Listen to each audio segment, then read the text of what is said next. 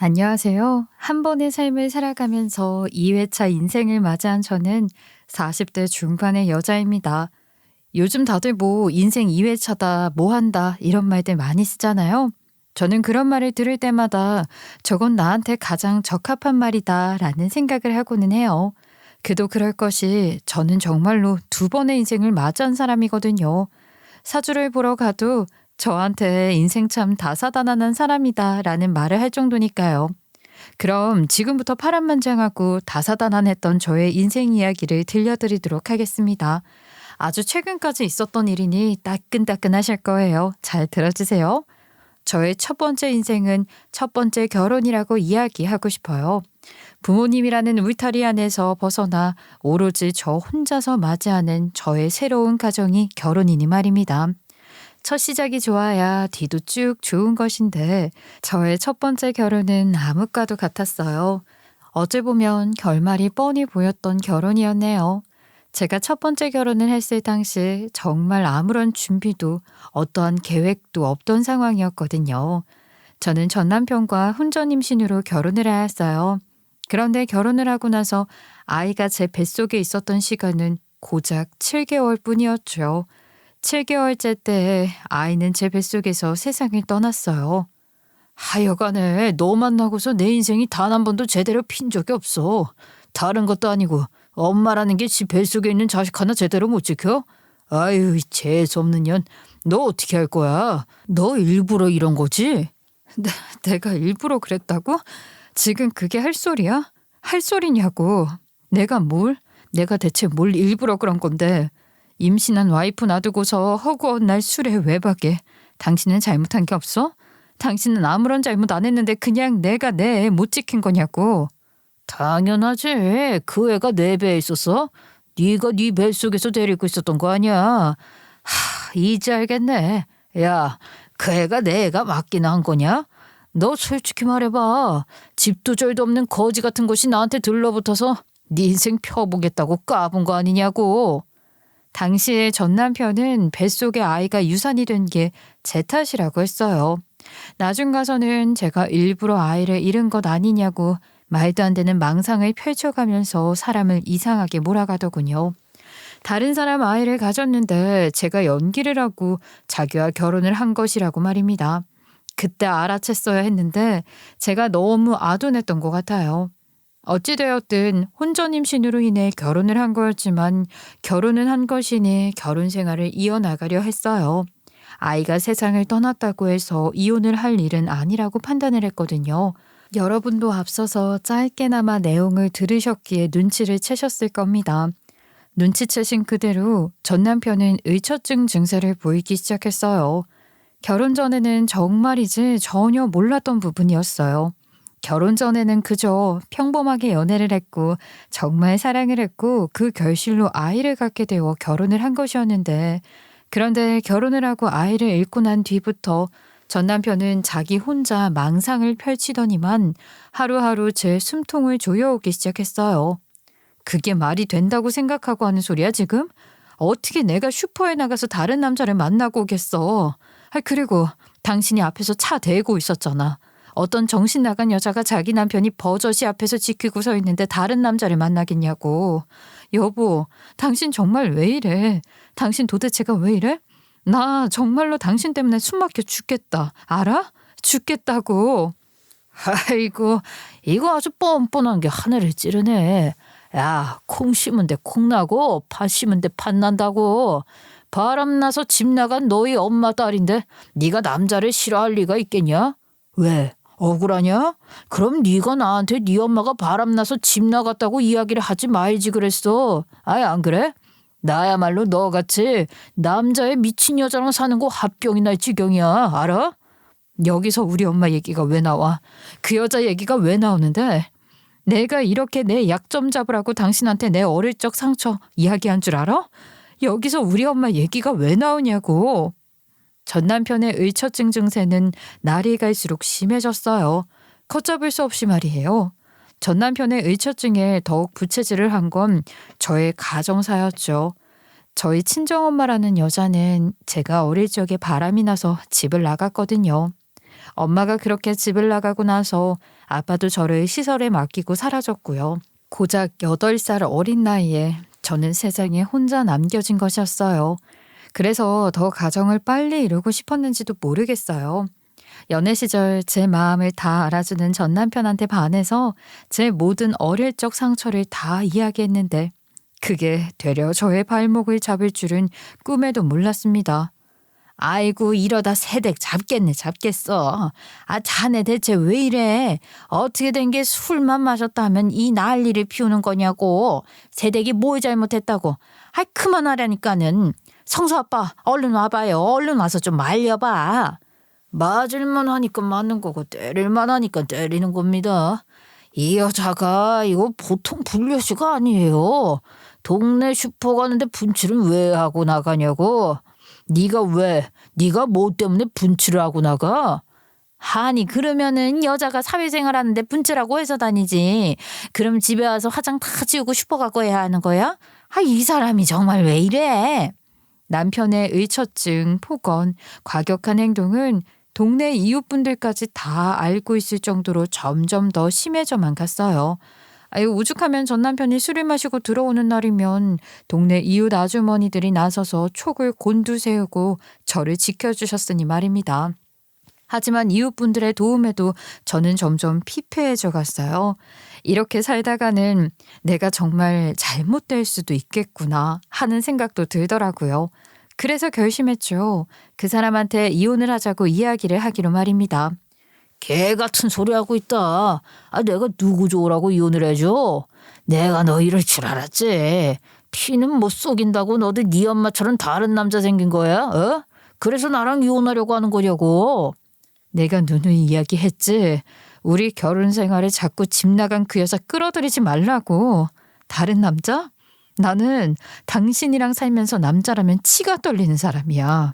나 그냥 내가 살고 싶어서 숨 좀 쉬고 살고 싶어서 당신한테 이혼하자고 하는 거야.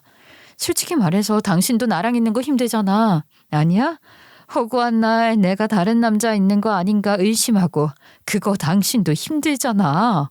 그럼 네가 잘해야지. 숨을 쉬고 싶어?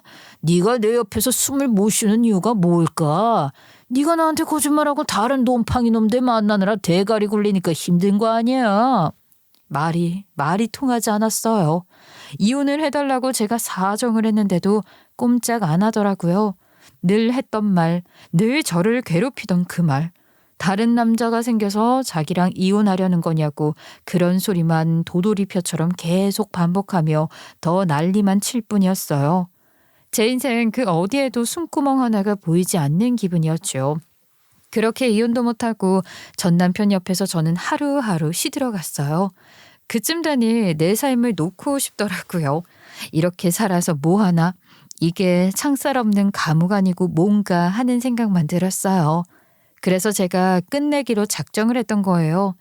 그러면 안 됐었는데 저도 모르게 제가 순간적으로 나쁜 생각에 그대로 휩쓸렸더군요. 여기요. 눈 떴어요. 사람이 눈 떴다고요. 눈을 떠보니 병원이었습니다. 제 손목에는 응급으로 치료한 흔적이 그대로 남아있었고 말이에요. 눈을 떠보니 전 남편이 제 앞에 있었어요.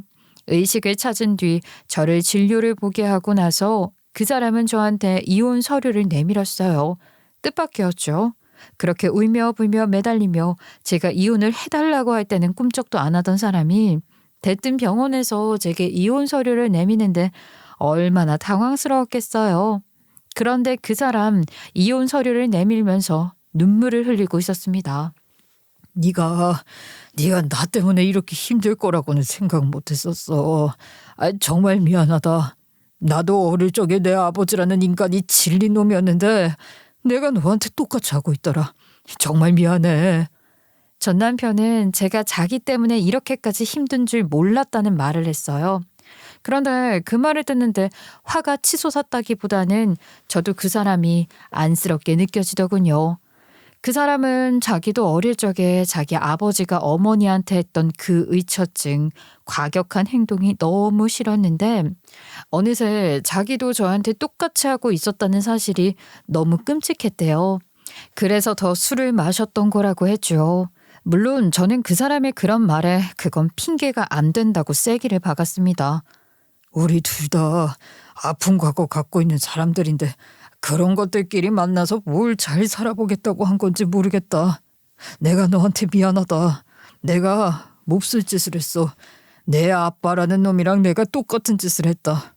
너도 나 같은 놈 만나지 말고 멀쩡한 놈 만나서 제대로 살아.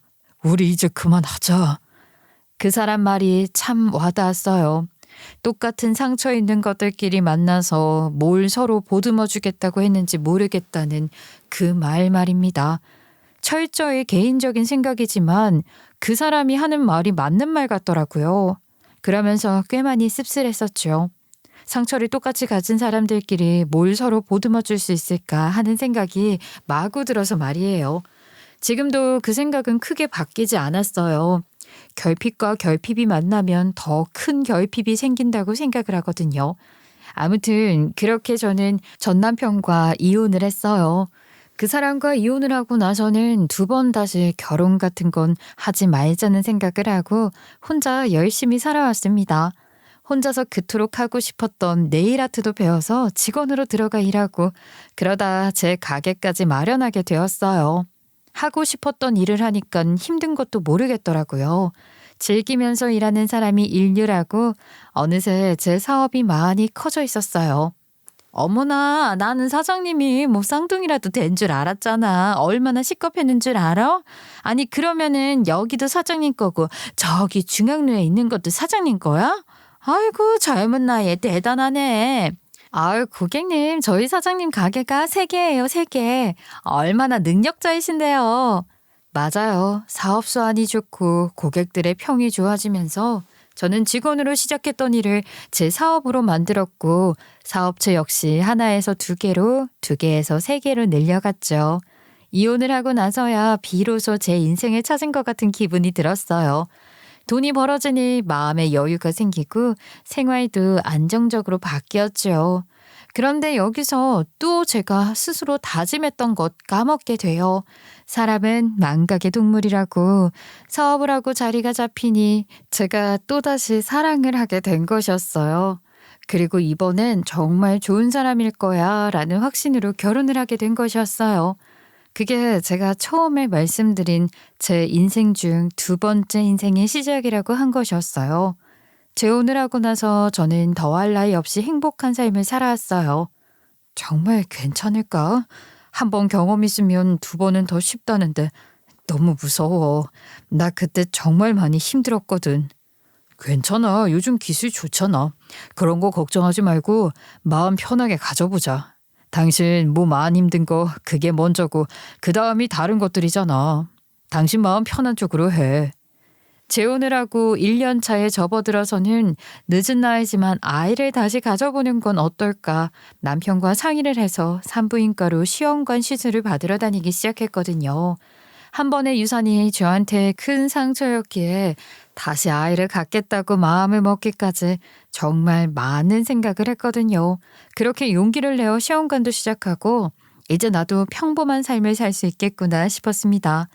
그런데 제 인생에는 행복이라는 게 길 수 없는 인생이었던 걸까요? 재혼한 지 1년 남편의 전처가 저를 찾아오는 사건이 발생했어요. 참 희한한 게 제가 그 일을 마주하기 전날 꿈을 꿨었는데 그 꿈이 아주 묘했었습니다. 여보, 여기 좀 와봐. 달팽이가 엄청 많아. 뭐가 이렇게 많을까? 색깔 좀 봐봐. 너무 예뻐. 꿈을 꿨는데 정말 생뚱맞게 저희 가게 앞에 형형색색의 껍데기 집을 가진 달팽이가 수마리가 있는 거예요. 그 달팽이 집에서 반짝반짝 빛이 나오면서 형형색색 뽐내는데 그 모습에 마치 홀린 것처럼 제가 손을 뻗었죠.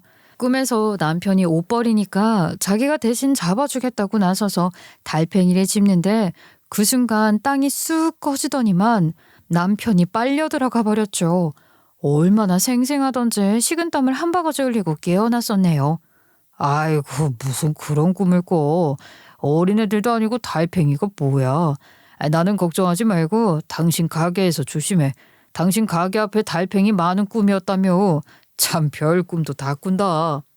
남편한테 꿈 이야기를 했을 때 남편은 대수롭지 않게 넘겼어요. 그냥 별거 아닌 꿈일 거라고 말입니다. 그래서 서로 조심하자 하고 찜찜한 마음을 안고 저는 출근을 한 것이었어요. 제가 갖고 있는 가게 3곳 중에 제가 상주에 있는 곳은 예약제로 1대1 시술을 하고 나머지는 직원들이 둘씩 있어서 다수 인원이 함께 시술을 하는 시스템이었거든요. 남편의 전처는 다름 아닌 제가 상주에 있는 그곳 1대1 시술을 하는 곳에 손님으로 찾아온 것이었어요. 뭔가 특이하기는 했었네요. 저는 그때도 그 사람이 남편 전처라고 생각도 못했어요. 가게가 막 오픈한 것도 아니었고 그냥 당신이 손님으로서 처음 방문한 곳이니 축하한다면서 화분을 들고 왔었거든요. 원래 이렇게 하는 거예요. 여기 시술 잘 해주시면 제가 계속 다닐 수도 있는 거잖아요. 그냥 서로 잘 부탁한다는 마음으로 받아주세요. 오늘 시술 잘 부탁드릴게요. 처음 시술을 할 때는 뭐 화분 들고 온 것 빼고는 그냥 다른 손님들과 다를 게 없었어요. 우리 여자들이 네일숍에 가건 미용실에 가건 단순히 시술만 하는 게 아니라 서로 수다 떠는 재미도 있어서 가는 점도 있잖아요. 더군다나 저는 손님들이랑 이런저런 인생 얘기하는 걸 좋아하라 해서 남편의 전처와도 수다를 열심히 떨었어요. 물론 그때는 그 사람이 남편의 전처라는 걸 꿈에도 모르고 있는 상황이었으니 그게 가능했겠죠. 그렇게 한창 수다를 떠는데 그 여자가 제가 낀 결혼 반지를 유심히 보더니만 반지에 대해 묻더라고요. 아유, 반지 너무 예쁘다. 어디서 맞췄어요? 종로? 지하철에서 올라오면 바로 있는 거기서 했어요. 어머, 어떻게 하셨어요? 저희 남편 형님이 거기서 장사했겠죠. 아우, 순식간적으로 얼마나 소름이 끼쳤는지 몰라요. 저는 화들짝 놀라서 하던 시술도 멈췄어요. 제가 그렇게 깜짝 놀라자 남편 전처가 그제야 자기 정체를 밝히더라고요. 너무나 태연하게 말입니다. 나 김기영 씨랑 살았던 여자예요. 그 사람 전처. 나쁜 뜻으로 여기 온 거 아니에요. 같은 여자로서 그쪽한테 도움 주고 싶어서 온 거예요. 정말 악의 하나 없이 같은 여자로서 도와주고 싶어서요. 예? 그게 무슨 말씀이세요? 저한테 뭘 도움을 줘요? 저 도움받을 거 없으니까 그냥 나가세요. 그러면서 전처는 제가 묻지도 않았는데 제 남편이랑 자기가 결혼할 때 찍었던 웨딩 사진까지 보여주더라고요. 제가 자기가 전처라는 걸 믿지 않을까 봐서 그런다고 말입니다. 제가 남편이 이혼을 했던 걸 몰랐던 것도 아니었고 결혼 사진을 보고 딱히 당황한 것은 없었어요. 다만 내가 지금 결혼한 내 남편의 전처가 나를 찾아왔다는 것, 그리고 그 여자와 지금 대면하고 있는 것이 의아하면서 기분이 안 좋았죠. 아무래도 떨떠름하죠. 그러지 않겠어요? 그래서 그냥 돈 다시 돌려줄 테니 나가라고 했어요. 제가 지금 굳이 그 사람 전부인 되시는 분이랑 할 얘기도 없고요. 뭐 듣고 싶은 말도 없는 거 그쪽도 아실 거 아니에요. 저희 둘이 지금 너무 잘 살고 있으니까 굳이 저한테 뭐 얘기하지 마세요. 알고 싶지도 않네요. 저는 굳이 남편 전처랑 하고 싶은 얘기도 없고 우리 둘이 지금 잘 살고 있으니 굳이 나한테 뭐 얘기하지 말라고 했어요. 제가 그렇게 이야기하면서 완강하게 전처를 거의 내쫓다시피 하니까 전처가 뻗팅기면서 저한테 이야기를 하더라고요. 지금 돌이켜보면 협박성 비슷한 말이었던 것 같네요. 남편의 전부인은 저한테 당신도 내 꼴 나지 않으려면 조심하는 게 좋아요 라고 하면서 믿을 수 없는 사진을 보여주기 시작했어요. 저는 전처가 보여준 사진을 보고 입을 틀어막을 수밖에 없었습니다. 이게 지금 뭐예요? 본인이에요? 이거를 저한테 왜 보여주시는 건데요? 그럼 저지 누구겠어요? 이거 당신도 이런 꼴 날 수 있다고 내가 이야기하는 거예요. 같은 여자로서 정말 이렇게 그냥 두는 건 제 스스로가 너무 죄책감이 들 것 같아서요. 너무 소름 끼치고 기분이 나쁜 사진이었어요. 남편의 전 부인이 보여준 사진은 보랏빛 흔적으로 도배가 된 사진이었어요. 사진 속 전 부인의 팔, 다리, 복부 등등 옷으로 가려질 수 있는 곳에 곳곳이 생긴 상처 흔적들이 정말 끔찍했죠. 그러면서 남편의 전 부인은 자기가 그 사진을 찍었던 날짜까지 보여줬어요. 그러면서 막 눈물을 뚝뚝 흘리는 거 아니겠어요? 제 손을 꼭 잡더니 제발 부탁한다고, 도망치라고 그런 말까지 하더라고요. 내가 같은 여자로서 너무 안타깝고 걱정이 되어서 그래요. 내가 그 사람이랑 사는 내내 얼마나 괴로웠는지 몰라요. 그 사람이요, 자기 첫사랑이랑 똑같은 스타일로 나를 가두려고 했었어요. 머리 스타일이며 옷 스타일까지. 나중 가서는 희선 씨한테도 그럴걸요? 그거 싫다고 하면 저렇게 보라색으로 될 때까지 사람을. 지금 대체 무슨 말을 하는 거예요?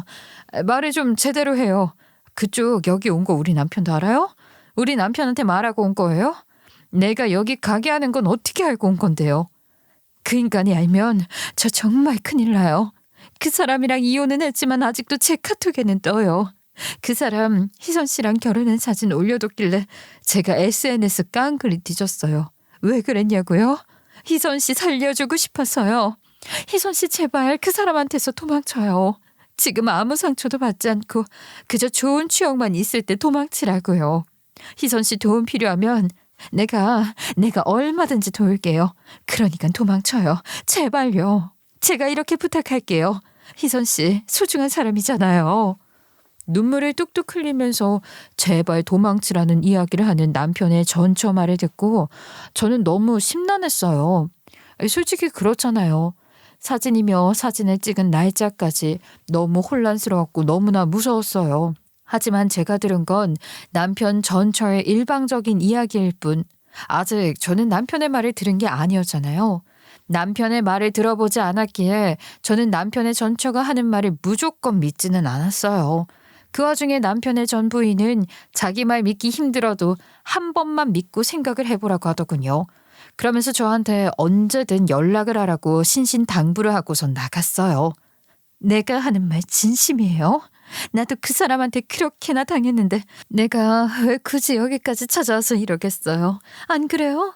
희선 씨가 마음 먹으면 언제든 그 인간한테 말할 수 있는 거잖아요. 그런데 저 희선 씨 좋은 사람인 거 알거든요. 어쨌든 희선 씨 필요하면 제가 이혼할 때 선임했던 변호사도 연결시켜 줄 테니 꼭 생각 잘 해봐요. 저는 그렇게 뜻밖의 날 찜찜한 소식을 안고 집으로 귀가를 하게 되었어요. 이런 일을 겪으려고 내 남편이 땅속으로 쑥 꺼지는 그런 말도 안 되는 꿈을 꾼 것인가? 혼자 별별 생각을 다 하면서 말입니다. 하지만 막상 집에 들어가서 남편 얼굴을 보니 아무것도 물을 수 없더라고요. 이미 이전에 결혼해서 상처란 상처를 다 받은 저로서는 다시 한번 상처를 받고 싶지 않았거든요. 긁어서 부스럼 만들고 싶지도 않았어요. 그렇게 혼자서 끙끙 앓으면서 시간은 하루 이틀 지나갔죠. 여보, 당신 정말 왜 이래? 무슨 일 있는 거야? 요새 안색도 안 좋고 살도 더 빠진 것 같고 말이야. 아니야. 일은 무슨. 그냥 계절 바뀌고 하니까 내가 입맛이 떨어져서 그래. 여름철이라 가게에 손님도 많고 나 원래 일 많이 하면 밥 잘 못 먹잖아. 이 핑계 저 핑계를 대기는 했다만 아무래도 표정 관리며 남편을 바라보는 불안한 제 눈빛은 잘 숨겨지지 않았어요. 그리고 아무리 잊으려고 해도 남편 전철을 만나서 나눈 대화 내용과 그 사진이 제 머릿속에서 떠나질 않더라고요. 남편이 저한테 말을 거는 것도 불편하고 남편이 저한테 터치하는 것도 불편했어요. 그걸 남편이 눈치 못 챘을 리가 없잖아요.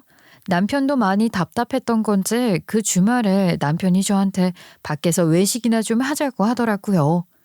당신 요즘 나한테 뭐 서운한 거 있지?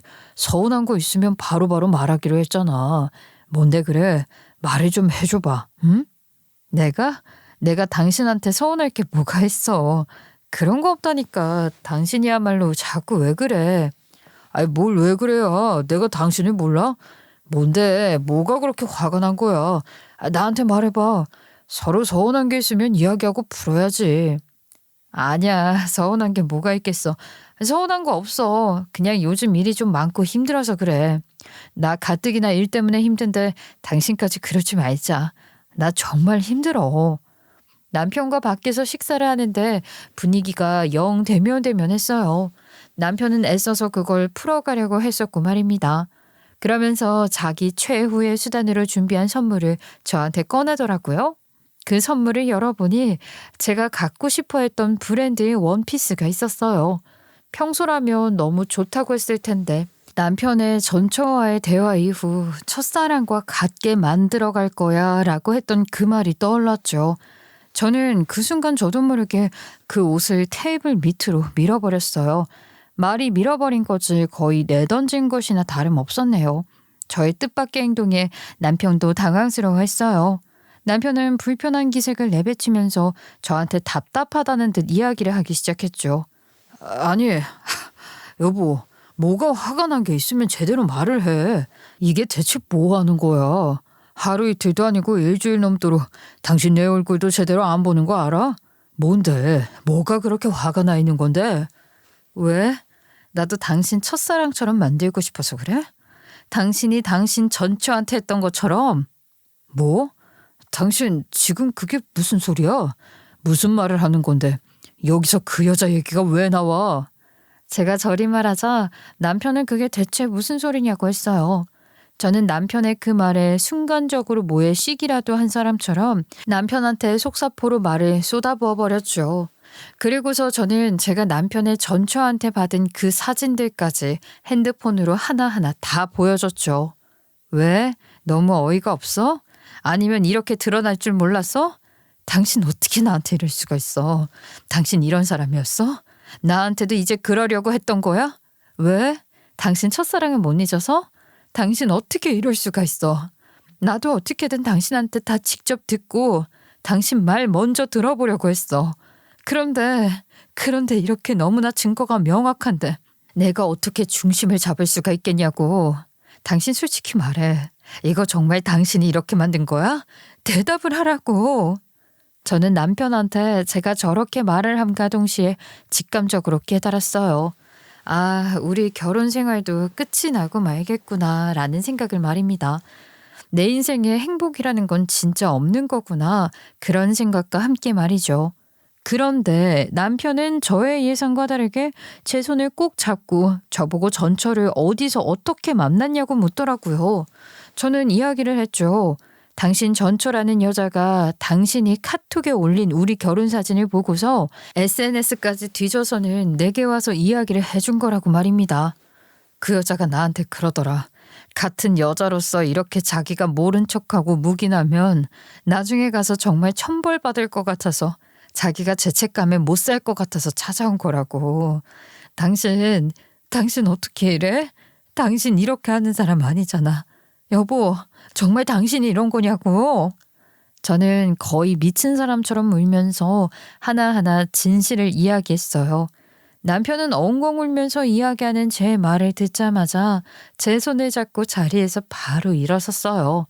그리고는 저한테 당장 가게로 가자고 했죠. 마침 그날이 가게 휴무일이었던 터라 예약도 없었거든요. 저는 그렇게 뭐에 홀리기라도 한 것처럼 하도 울어서 퉁퉁 부은 눈으로 남편 손을 잡고 제 가게로 향했어요. 혹시 그 여자가 당신한테 또 연락했던 거 있어? 당신한테 무슨 짓 안 했어?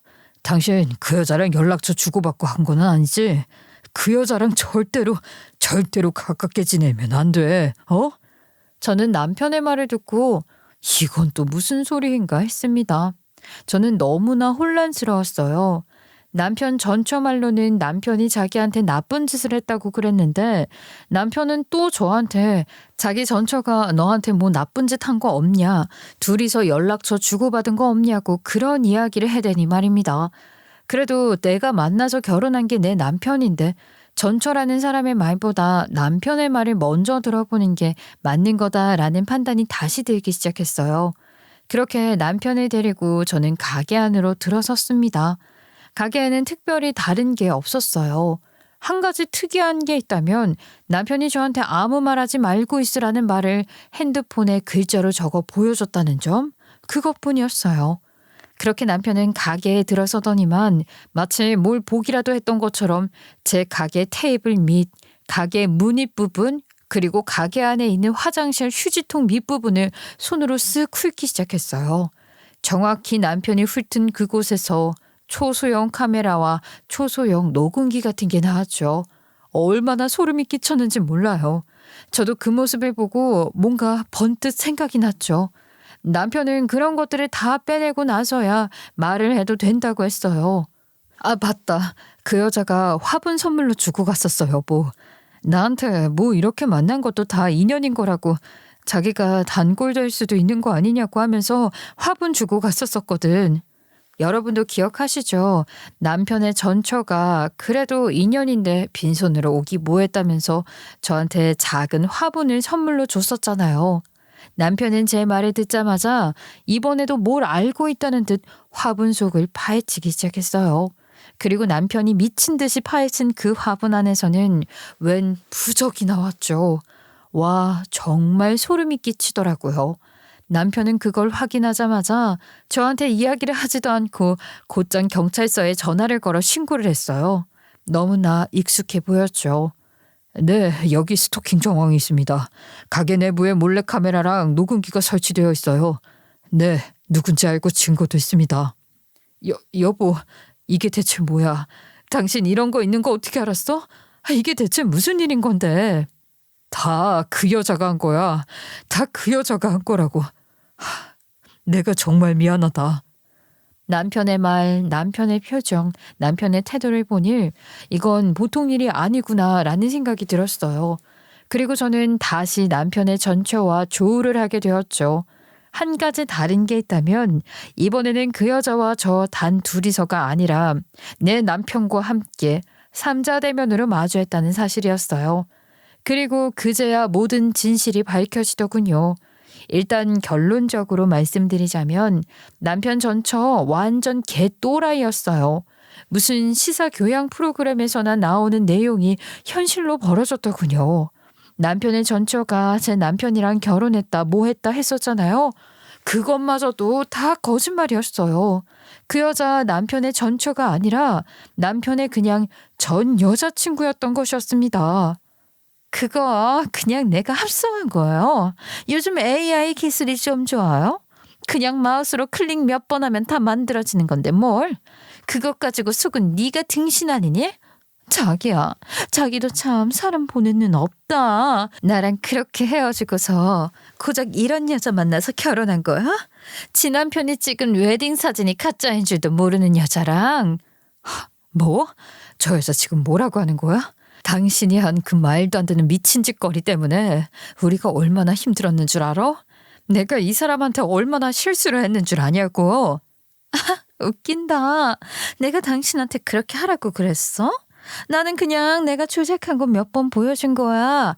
그리고 눈물 몇 방울 흘려주니까 네가 아주 동공이 제대로 흔들리던데 그게 과연 내 잘못일까? 네가 그냥 네 남편 못 믿어서 생긴 일 아니냐고. 정말 무서운 여자 아닌가요? 그 여자가 저한테 보여준 결혼 사진이며 모든 게 다 거짓말이었고 다 조작한 것이었어요. 그 여자가 한 행동에 경찰들도 놀라더라고요. 그 여자는 일단 저희 남편한테 너무 집착을 해서 남편이 헤어지자고 했었던 사람이었어요. 그런데 그 여자가 남편이랑 연애를 하면서 남편한테 뭐 장난이라고 혼인신고 서류를 내밀었었나 봐요. 그게 당연히 장난인 줄 알았지. 그렇잖아. 상식적으로 누가 혼인신고서를 그렇게 대책 없이 쓰겠냐고. 그래, 내가 바보지. 진작에 그런 인간인 거 알고 내가 선을 그었어야 했는데. 남편은 그 정신 나간 여자가 내민 그 혼인 서류가 당연히 장난으로 나온 그런 서류인 줄 알았다고 했어요. 뭐 요즘 소맥 자격증 뭐 이런 거 장난식으로 나오잖아요. 당연히 그런 것인 줄 알았던 거죠. 아니 상식적으로 누가 혼인신고서를. 아유, 정말 말도 안 나옵니다. 여자친구가 장난으로 내민 서류에 서명을 했는데 그런데 알고 보니 그게 진짜 혼인신고 서류였던 거죠. 그 서류가 진짜 혼인신고 서류인 줄도 몰랐던 저희 남편은 연애를 하면서 점점 집착을 하고 스토킹을 해오는 그 여자의 집착 증세에 질린 남편이 헤어지자고 이별을 고한 것이었어요. 그런데 세상에 그 여자가 헤어지고 나서 혼인신고를 했던 거였어요.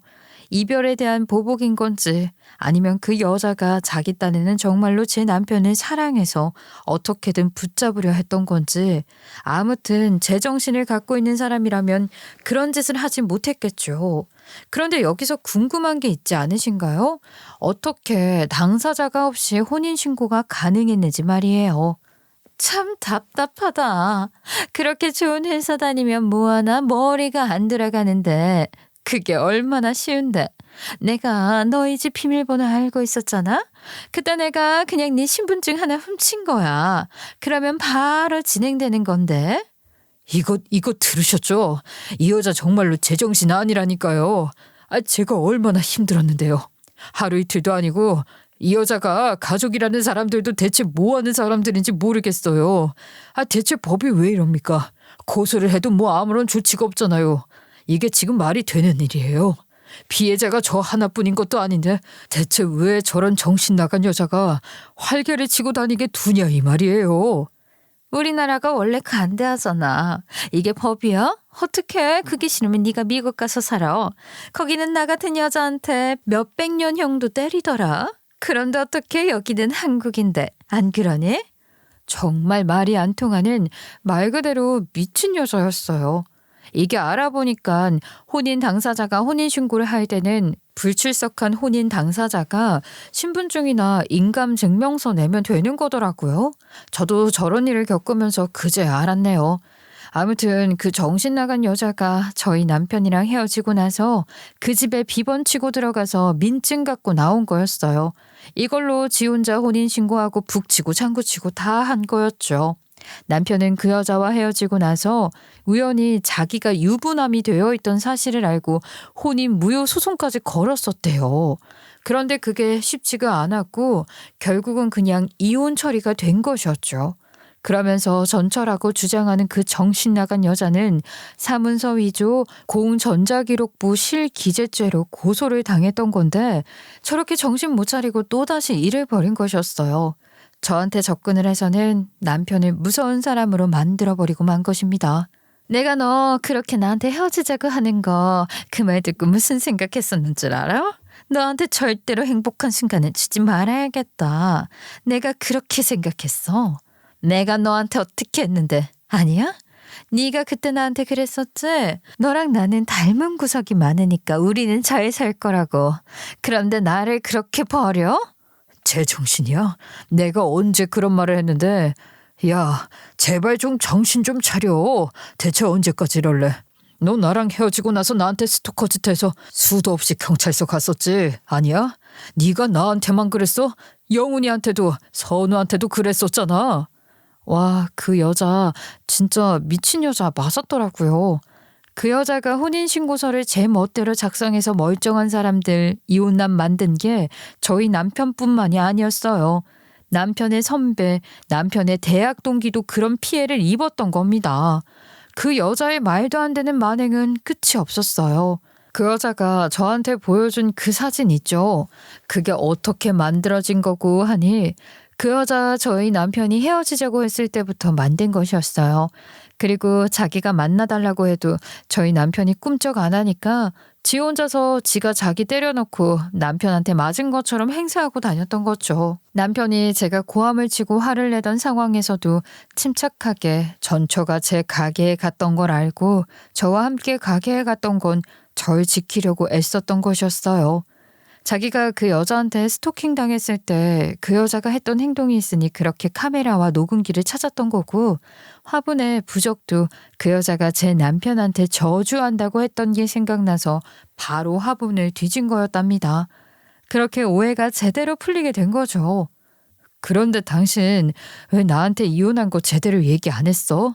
그냥 혼인신고도 동의 없이 된 거라고 나한테 속 시원히 얘기했으면 됐잖아. 왜 얘기를 안 해서? 그렇게 얘기하면 당신이 오히려 부담스러워 할까봐 그랬어. 당신이 나한테 그랬잖아. 내가 이혼한 이력이 있어서 오히려 마음이 편하다고. 내가 당신이 왜 그렇게 생각하는지 모를까봐. 나는 당신 속상한 거 싫어. 당신이 당신 과거 일로 내 눈치 보는 것도 싫고. 저렇게 좋은 사람한테 제가 대체 무슨 말도 안 되는 말을 한 것인지 짧은 기간이었지만 그 정신 나간 여자의 말에 휘둘려서 제가 남편한테 상처를 주었다는 그 사실이 정말 너무나 미안하고 부끄러웠어요. 남편은 하나부터 열까지 다 저를 위해서 마음을 쓴 것이었는데 말입니다. 그때가 제 인생에서 가장 부끄러웠던 순간이었던 것 같아요. 여보, 내가 정말 너무 미안해. 당신은 나 이렇게나 생각하고 위해주는데 내가 그 여자 말에 휘둘려서는 당신한테 그렇게 틱틱거리기나 하고 내가 정말 너무 미안해. 나도 마음속으로는 그 여자가 하는 말 다 거짓이다. 절대로 믿지 말자. 그렇게 계속 생각했는데 내 마음이 마음같이 안 됐어. 정말 미안해. 그래, 미안한 거 알면 나한테 좀 잘해라. 내가 좋아하는 된장국도 좀 자주 해주고. 됐어, 여보. 나 그렇게 속 좁은 사람 아닌 거 알잖아. 충분히 그럴 수 있어. 그 여자가 좀 미친 짓을 했어. 사진에 서류에. 그건 누가 와도 속을 수밖에 없는 거야. 그저 한없이 저를 이해해주고 바라봐주는 남편을 보면서 저는 너무 부끄러웠습니다.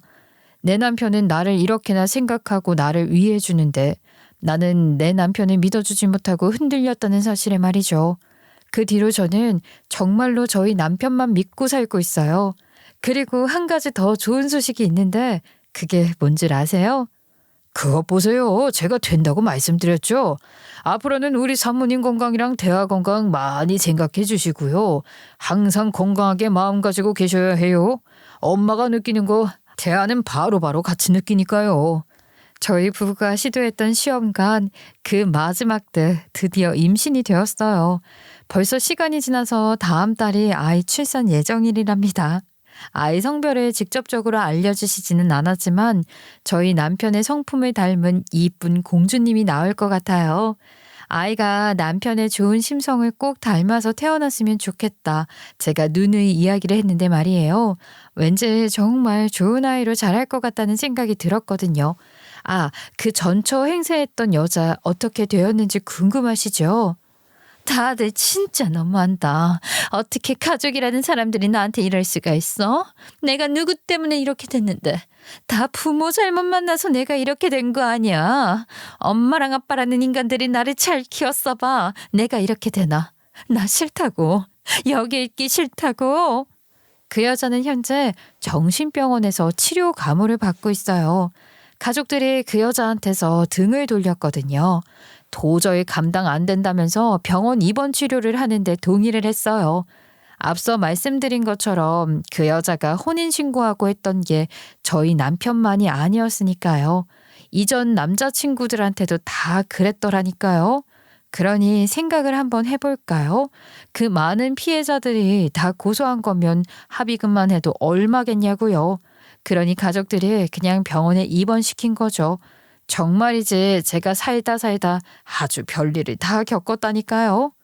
자기야, 이제 자기 인생에서 버릴 거 다 버리고 액땜 말 거 다 했으니까 걱정하지 마. 우리 아이도 태어나고 이제 우리 세 식구끼리 도란도란 잘 살면 되는 거야. 나도 좋은 아빠 되도록 좋은 남편 되도록 정말 열심히 노력할게. 우리 잘 살아보자. 당연하지. 나도 당신 따라서 좋은 엄마, 좋은 아내 되도록 노력할 거야. 여보, 나랑 결혼해줘서 정말 고마워. 남편 말대로 제 인생의 모든 액땜을 화려하게 했으니 이제는 저도 좀 평화롭게 살 수 있지 않을까요? 소중한 제 아이와 듬직한 남편이 제 인생에서 함께 해주니 말입니다. 앞으로는 제 인생에 정말 좋은 일만 있을 것 같아요. 물론 다른 친구들처럼 다른 산모들처럼 아이를 낳았을 때 친정엄마가 옆에 있으면 더할 나위 없이 좋았겠지만 바람나서 자식 버리고 나간 여자가 제 친정엄마니 그냥 없는 사람이라고 생각하려고요. 남편이 대신 제일 좋은 조리원 예약해줬어요.